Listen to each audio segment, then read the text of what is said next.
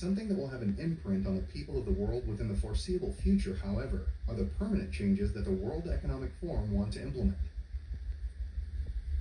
The societal upheaval unleashed by COVID-19 will last for years and possibly generations.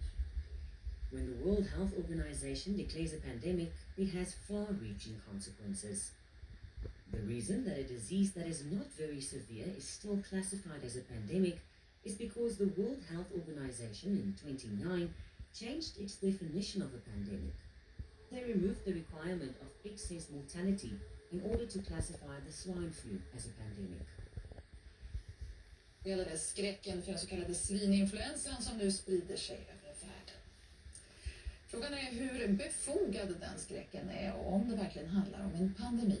När WHO kallar en smitta för pandemi så får det långtgående konsekvenser både för samhällsinstitutioner och företag. Men ansedda forskare ifrågasätter nu själva pandemibegreppet och även den planerade massvaccineringen. För en stund sedan pratade jag med en oberoende forskare knuten till det högt ansedda Cochrane-institutet som utvärderar olika behandlingsmetoder. En forskare som är mycket kritisk till larmet som går över världen.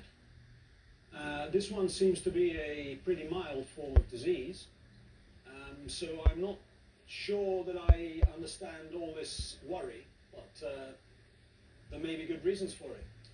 But now you say it's not serious, but in Sweden, for example, we prepare for mass vaccinations. Isn't that necessary according to you? Vaccination in a pandemic, or so-called pandemic vaccines, well, we never know whether they'll work, because of course there is no target virus to test the vaccine against, usually. Pandemic vaccines and other vaccines are registered before the virus is around.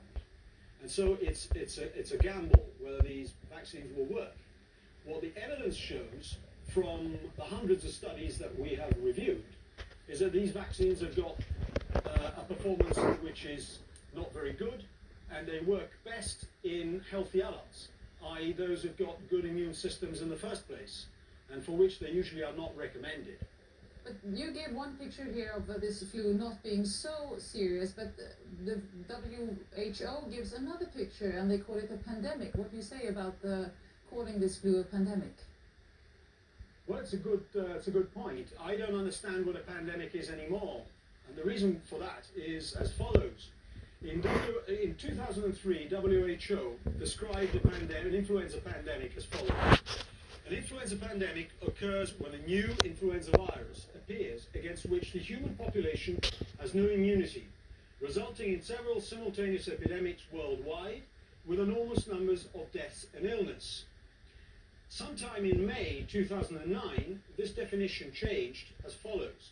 An influenza pandemic may occur when a new influenza virus appears against which the human population has no immunity. In other words, what they've done is they've taken out the part that referred to simultaneous outbreaks, high morbidity, that's a very high number of severe cases, and mortality. So now this definition, this 2009 definition, could very well fit seasonal influenza. So I don't understand what the difference is anymore. But who is gaining this from this altered definition of a pandemic?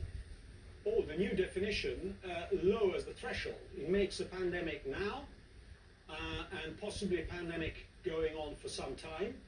And it obviously favors those who have to sell products, including research, of course. Let's not forget. And the media, as well as the pharmaceutical industry. On Friday, I announced that Canada will provide... The WHO is nothing but a criminal organisation. It is contemptuous with crimes against humanity. It is a disgrace. It is literally worth shit.